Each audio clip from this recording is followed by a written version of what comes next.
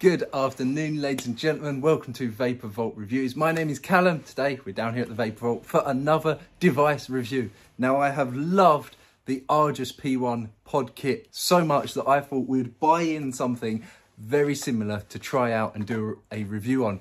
This is the FREEMAX Galax Nano. So I did buy this one in to review. Let's take a look. Front, side, back, some warnings. On the side it says child resistant, 3-level adjustable output, 50% increase in T-fibre, so that must be to do with the coils, a quenched SS904L meshed, and on the back it tells us what we've got in the box. In the box we have the Galax Nano kit, GX mesh coil 0.8 ohm, GX mesh coil 1 ohm pre-installed, a user manual, a Type-C cable, and a desiccant. So let's find out what that is. The device is 800 mAh in battery, 2 coil pod options, and capacity of 2 mil. So it is UK, EU, ready to use. Let's check it out.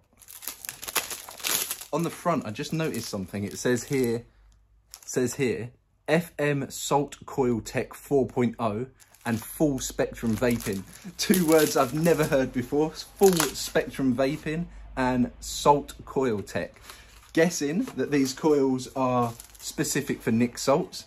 Let's move the silica gel. Here's the instruction manual. This kit looks pretty nice. Take a look at that. So we can do a side-by-side comparison, and it is just a little bit bigger than the Argus P1 pod, and it does have a little groove there for the lanyard strap. Not that it comes with a lanyard strap, it does come with a charger cable, and it is USB Type-C. It's a moderately long charger cable. That's not terrible. So let's have a once over on the device. There is the back, which I will laser engrave. I don't know if you can see, I got a laser engraver for Christmas. You can just about see. So I put our shop logo on this one here. Check that out. There's your firing button. Looks like airflow just there. And a nice window to see the circuit board. I like this design, I like this style. On the back, bottom, USB-C style charging. So with this, we have a pod and a coil, this being the 1 ohm. Peel that off so it fits properly. And to fill it, I guess we just snap the top off somehow. Yeah, just like the Vaporesso Extros Mini. I'm gonna fill this up and be back in 5 minutes when it's had 5 minutes to saturate. Obviously, we are using some Volt e-liquid. These are the Volt salts. Today I'm using strawberry, raspberry, cherry. To fill up your pod in the red hole, not the white hole. That's for your air to come out. Just like so. And this is gonna have 5 minutes to saturate. I'll be back then. We are back. The pod has had 5 minutes exactly, thereabouts, to saturate. And while I was waiting for the pod to saturate, I actually thought that I'd pull out the laser engraver and do the back of this device. So this is our Volt logo. Come out pretty okay. I think I could try go deeper to get through the silver, the paint to find the silver, but just for a quick test, there we go. I was also reading the instruction manual and I found something quite interesting. So we have highlight, as it says here, salt coil, 50% increase the T-fibre for better flavour. There is also full spectrum vaping, which is adopt lighting design for a shining appearance and better interactive vaping experience. Leak resistant and childproof, which is this cap here, apparently children can't do that. And 3-level adjustment. So we have 3 levels of power, which means green is the highest amount of power, blue is in the middle, and red is the lowest amount of power. It also changes colour for your battery percentage. Green above 70, blue 35 to 70, and red below 35. Now that fun stuff's out the way, 5 clicks to turn on. Trying to work out if it's better left-handed. And our first inhale. So we are 1, 2, 3, 4, 5. Flashes to say it's on, and no action. Ooh. I probably should have checked the device works before engraving it, because now I probably can't send it back. Ooh, we got a dead one out the box. I do not believe that engraving that with the laser has damaged it, because it still turns on. and it wouldn't turn on if it was damaged. And I've engraved other machines and they do still work fine.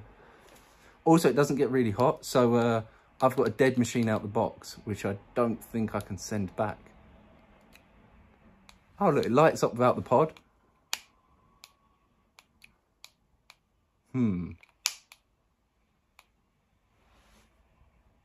Still lit up, that's new. Actually, self-inhale activation. This is just to change the power. Okay, so green. First thing I've noticed is we have different color options to tell your power. And as soon as I inhaled, it lit up. So now how do I tell my power? Let's try it. Green mode, apparently.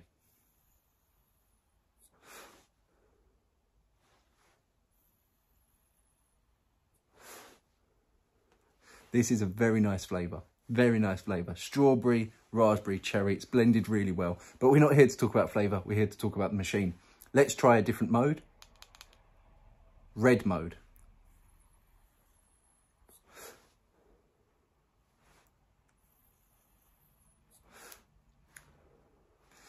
Because I'm so used to the P1, this feels just a little bit chunky, although it is only the slightest bit, let me hold them properly. It is the slightest bit bigger, ever so slightly, you can see there. It feels chunky. It's also got a little bit more weight. So I'm going to use this a bit more before I give my opinion on the size, but the button is very confusing. It is inhale activated only. Now, using pods very often, I've got lazy with changing the coil, which means the fact that it's a change coil pod is actually a con for me. Whereas people that enjoy changing coils might save a little bit of money because the pods with coils built in tend to be a little bit more expensive. Might be a pro for those people. 1, 2, 3. Blue mode, which should be the most powerful. Equally, it does not have adjustable airflow. It is all coming out of that tiny pin there. And if I was to compare it to something that I've used very regularly, every day since doing the video, that are just P1, this does have adjustable airflow. The clouds are a little bit bigger, the airflow is a little bit wider, and it's a much nicer inhale. That could be because that's what I'm used to. I don't want to make that a con, because that is exactly a mouth to lung inhale and exactly how it should be coming through. The pod can pop in anyway. Let me check something here.